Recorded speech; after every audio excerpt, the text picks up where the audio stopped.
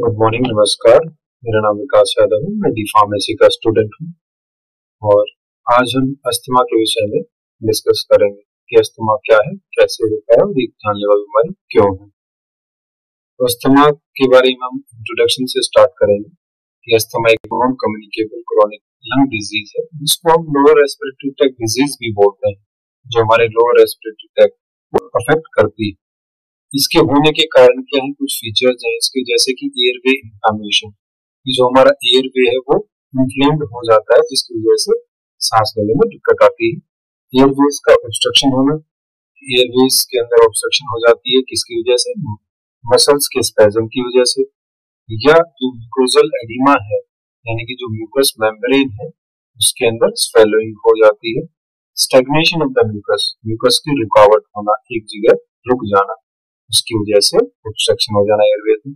और एयरवेज है वो हाइपर रिएक्टिव हो जाते हैं टू एयर बायोलॉजिकल इरिटेंट्स। जो एयर बायोलॉजिकल जो हमारे हवा के अंदर इरिटेंट्स मौजूद है उनकी वजह से हाइपर रिएक्टिव हो जाता है, जिसकी वजह से अस्थमा कोज होता है। इसको हम रिएक्टिव एयरवे डिजीज भी बोलते हैं इसी कारण। अस्थमा एक लीडिंग क्रॉनिक इलनेस है जो कि बच्चों के अंदर मोस्टली होती है। इसका हमारे पास कुछ डाटा है कि इसकी अस्थमा की वजह से जो डेथ ओकर हो रही है वो 31% तक इंक्रीज हो गई है 1980 से लेकर आज तक, जिसकी वजह से कुछ हमारे पास टैक्स है, जैसे कि एक साल तक जो इससे पीड़ित होते हैं वो 26% उनकी मात्रा होती है। 1 से 5% उनकी 51.4% उनकी मात्रा होती है, और 5 साल या 5 साल से अधिक उनकी जो मात्रा है 22.3% तक रहती है, जो कि डेथ कोज हो जाती है अस्थमा के कारण। वो 77% यानी कि 77% अस्थमा जो है बच्चों से स्टार्ट होता है, चिल्ड्रन से स्टार्ट होता है। तो ये हमारा इंट्रोडक्शन था अस्थमा के बारे में। अब हम आगे कुछ इसके बारे में जानेंगे। जैसे हमने डिस्कस किया कि लोअर रेस्पिरेटरी ट्रैक्ट डिजीज है, तो लोअर रेस्पिरेटरी ट्रैक्ट के अंदर होता क्या है। लोअर रेस्पिरेटरी ट्रैक्ट के अंदर जैसे आप स्क्रीन पर देख पा रहे हैं कि लार्ynx होते हैं, ट्रैकियल कार्टिलेज होता है, लेफ्ट एंड राइट ट्रैकिया होता है, और right lung, left lung, intercostal muscles होते हैं, रिब्स होता है, डायफ्राग्राम होता है। ये हमारे कुछ लोअर रेस्पिरेटरी ट्रैक्ट के फंक्शंस हैं। अब हम जानेंगे आगे कि इसके होने के कारण क्या रहते हैं, इसका होने के कोर्स क्या होते हैं। तो जो एयरवे है वो इन्फ्लेम हो जाता है, जैसे मैंने आपको बताया। तो कुछ यहाँ पर आप पिक्चर में देख पा रहे होंगे कि 3 एयरवेज दे रखे हैं, जिसके अंदर जो नॉर्मल एयर है वो वाइड ओपन है, वहां पर कोई इन्फ्लेमेशन नहीं है, इजीली ब्रीदिंग ब्रीद आउट हो जाता है। और जो हमारा एस्थमेटिक एयरवे है वो इस तरह से दिखता है, जो आप सेकंड पिक्चर में देख पा रहे हैं। ये हमारा इन्फ्लेम्ड हो जाता है, वॉल है वो इन्फ्लेम्ड हो जाती है, ठीक हो जाती है। और जो हमारा एस्थमेटिक एयरवे होता है ड्यूरिंग अटैक हमारी जो स्मूथ मसल्स है वो टाइटन हो जाती है, और जो हमारा एयरवे है, पाथवे है, वो बिल्कुल इन्फ्लेम्ड हो जाता है, और जो एयर ट्रैप हो जाती है एल्वेओली के अंदर, जिसकी वजह से हम सांस नहीं ले पाते हैं। ये हमारा एयरवे रहता है during asthma asthmatic attack. Aetiology and risk factor, इसके होने के कारण क्या क्या है, कि अस्थमा को ट्रिगर कौन करता है, कैसे ट्रिगर होता है। ये एलर्जन से ट्रिगर होता है। एलर्जन वो सब्सटेंसेस है जो कि एलर्जी कोज करते हैं, ठीक है, जैसे कि डस्ट माइट्स हो गए, पोलन्स हो गए, अपर रेस्पिरेटरी ट्रैक्ट इन्फेक्शन हो गई, कोल्ड, जो हमारे ऊपर वाले जो रेस्पिरेटरी ट्रैक्ट है अगर उसके अंदर इन्फेक्शन वगैरह हो जाती है, वो हमारे लोअर रेस्पिरेटरी ट्रैक्ट को कोज करता है, ट्रिगर करता है। एक्सरसाइज हो गया, कोल्ड एयर हो गई, कुछ एक हमारी मेडिसिन है जैसे कि बीटा ब्लॉकर्स, एस्पिरिन हो गया, इसकी वजह से अगर कोई एलर्जी हो जाती है तो अस्थमा कोज हो जाता है। स्ट्रेस एक मुख्य कारण रहता है जिसकी वजह से अस्थमा कोज हो जाता है। और इरिटेंट जैसे कि हाउस होल्ड स्प्रे हो गया, जो हम ओडोर यूज करते हैं, स्प्रे इस्तेमाल करते हैं हाउस के अंदर, घर के अंदर, पेंट फ्यूम्स हो गई, जो कि ट्रिगर करता है अस्थमा को। अस्थमा एक इनहेरिटेड डिसऑर्डर है जो कि फैमिलीज के अंदर होता है। एंड क्रोनिक जो एक्सपोजर होता है एयरवेज का, वो इरिटेंट या एलर्जेंस की वजह से होता है, जो कि इंक्रीज कर देता है अस्थमा का होना। कॉमन एलर्जेंस जो कि सीजनल होते हैं, जैसे कि ग्रास हो गया, ट्री हो गया, वीट हो गए, पोलेंस हो गया, डस्ट और एनिमल डेंडर्स हो गए, उसकी वजह से अस्थमा कोज होता है। एक्साइटेटरी स्टेट, अगर हम ज्यादा एक्साइटेड हो जाते हैं या हम स्ट्रेस लेने से या हम रोने लग जाते हैं, उसकी वजह से भी अस्थमा कोज हो जाता है। ऑक्यूपेशनल एनवायरनमेंट, जहाँ पर हम काम कर रहे हैं वहाँ का वातावरण कैसा है, अगर वहां पर कोई ऐसी चीज है जैसे केमिकल्स है, मेटल है, जो कि अस्थमा को कोज कर रहा है, ये उसका मुख्य कारण रहता है। Cold air, air pollution, infection या कोई डाइट, कोई ऐसी खाने की वस्तु जो कि कोज कर रही है, या एलर्जिक है, एलर्जी कोज कर रही है, जिसकी वजह से अस्थमा कोज होता है। ये हमारे एटियोलॉजी और रिस्क फैक्टर्स थे। अब हम जानेंगे क्लासिफिकेशन कि अस्थमा को कितने वेज में किस तरह से क्लासिफाई किया गया है। अस्थमा दो भाग में बांटा गया है, एक्सट्रिंसिक अस्थमा और intrinsic asthma.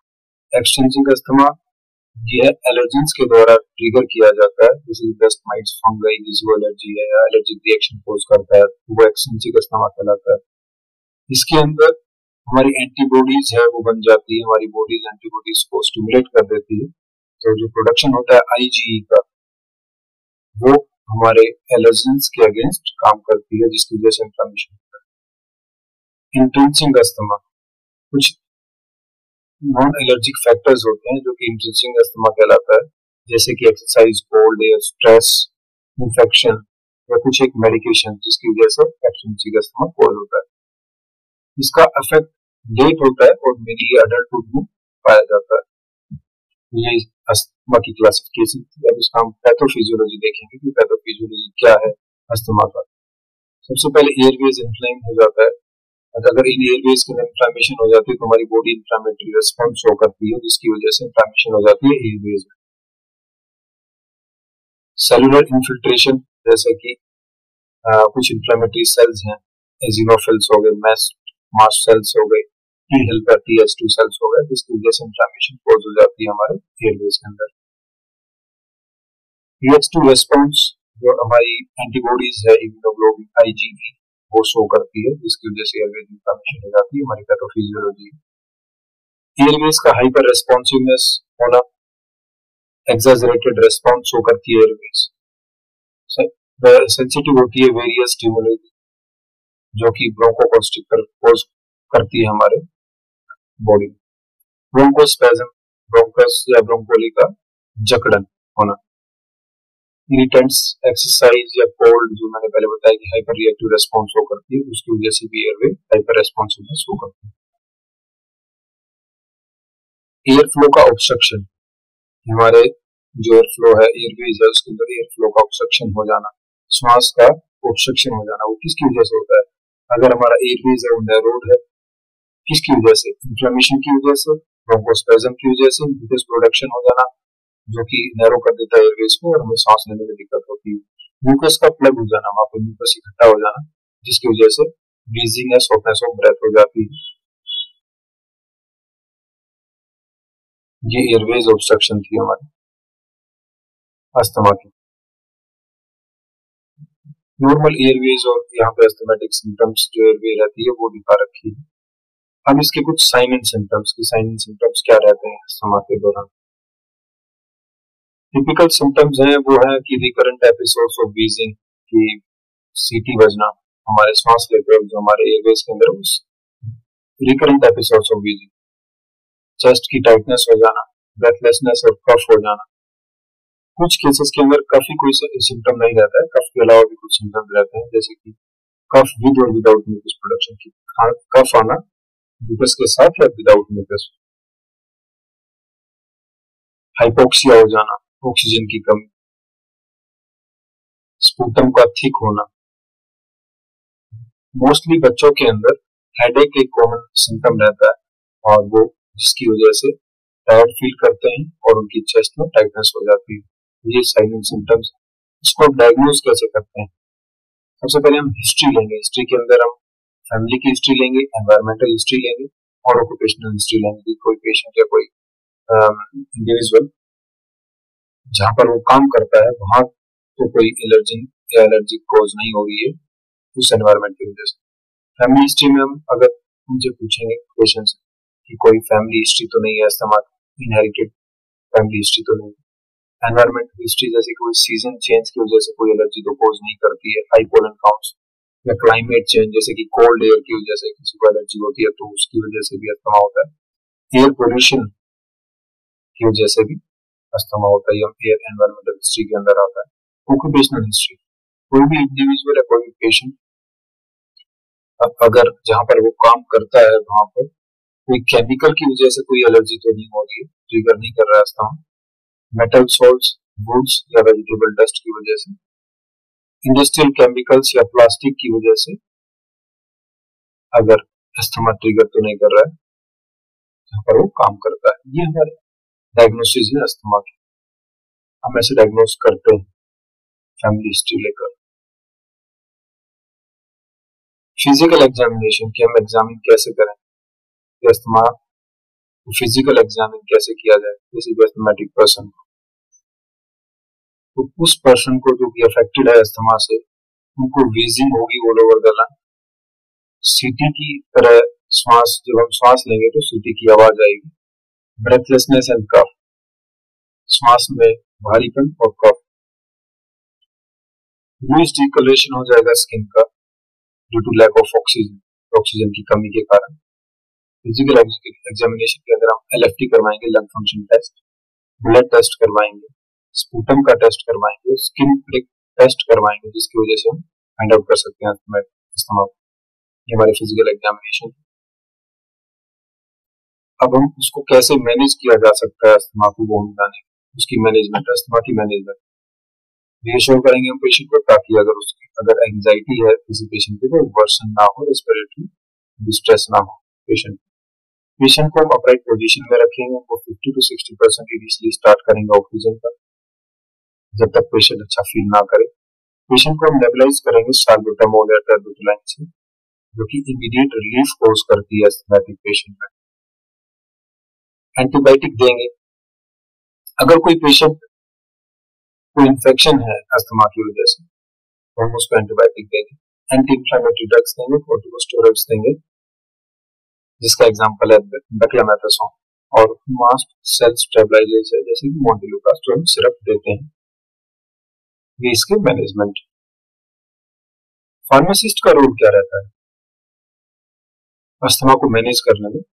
Role of pharmacist in management of asthma. तो सबसे पहले हम पेशेंट को एजुकेट करेंगे, काउंसिल करेंगे related to the disease state, कि क्या जो अस्थमा का है वो क्या स्टेट है उस पेशेंट को।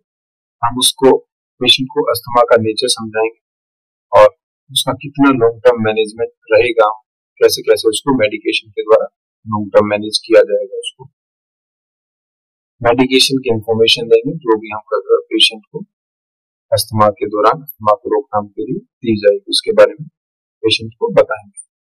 अस्थमा का एक्शन प्लान समझाएंगे, कैसे उसको टैकल किया जाएगा पेशेंट को अच्छे से, ताकि समझ में आए और वो आराम से उसको मैनेज किया जा सके। इनहेलर टेक्निक, अगर सांस लेने में दिक्कत हो रही है अस्थमा के अंदर, मोस्टली एयरवेज ब्लॉक हो जाते हैं, ऑब्स्ट्रक्शन हो जाती है जिसकी वजह से सांस लेने में दिक्कत होती है, तो इनहेलर दिया जाता है। उसको right way of inhaler technique बताया जाएगा कि कैसे इनहेलर का इस्तेमाल किया जा सके। मेडिकेशन का मैनेजमेंट, उसका डिस्पेंसिंग, उसका रिव्यू, मेडिकेशन की ऑप्टिमाइजेशन और उसको रिफिल रिमाइंडर्स दिया जाएगा, मॉनिटर किया जाएगा और फॉलोअप के लिए पेशेंट को बुलाया जाएगा। उसको असेस किया जाएगा अस्थमा को और उसके जो कंसर्न्स हैं पेशेंट के उसको मॉनिटर किया जाएगा। कोलैबोरेट किया जाएगा हेल्थ केयर प्रोवाइडर्स के साथ अस्थमेटिक एक्शन प्लान्स को बनाना। ये कुछ रोल है फार्मासिस्ट के अस्थमा को मैनेज करना। प्रिवेंटिव मेजर, हमें क्या क्या सावधानी बरतनी चाहिए अस्थमा को मैनेज करने। तो सबसे पहले हमें फेस मास्क का इस्तेमाल करना चाहिए जिसकी वजह से एयर पोल्यूशन से बचा जा सके, डस्ट माइट से बचा जा सके। हमें अपर रेस्पिरेटरी ट्रैक्ट इन्फेक्शन को रोकना पड़ेगा। अगर अपर रेस्पिरेटरी ट्रैक्ट इन्फेक्शन को रोका जाएगा तो वो ट्रिगर नहीं होगी और ट्रिगर नहीं करेगी लोअर रेस्पिरेटरी ट्रैक्ट इन्फेक्शन को, जो कि कोज करती है अस्थमा का। ऐसी स्मोकिंग अवॉइड करेंगे, उस प्लेस के उस प्लेस पर नहीं जाएंगे जहां पर पैसिव स्मोकिंग हो रही है, स्मोकिंग हो रही है, जिसकी वजह से आप भी स्मोकिंग इनडायरेक्टली करें। बेडिंग को अच्छे से कवर करेंगे, एलर्जी प्रूफ केजिंग का इस्तेमाल करेंगे, कारपेट को रेगुलरली वैक्यूम करेंगे, ओडरलेस डिटर्जेंट का इस्तेमाल किया जाएगा जिसकी वजह से एलर्जी कोज ना हो। कोई भी पर्सन या पेशेंट जो कि एनिमल से एलर्जिक है उसको उसके रूम से दूर रखा जाएगा ताकि अस्थमा कोज ना हो, ट्रिगर ना हो। टोबैको का इस्तेमाल रोकना पड़ेगा एंड जो पर्सन अस्थमा से ग्रस्त है उसको अवॉइड करना पड़ेगा air pollution, dust, fumes, paint fumes etcetera. ये यहाँ पर मैं अपना टॉपिक समाप्त कर रहा हूँ। Thank you so much. उम्मीद करता हूँ आपको अच्छे से समझा पाया। धन्यवाद।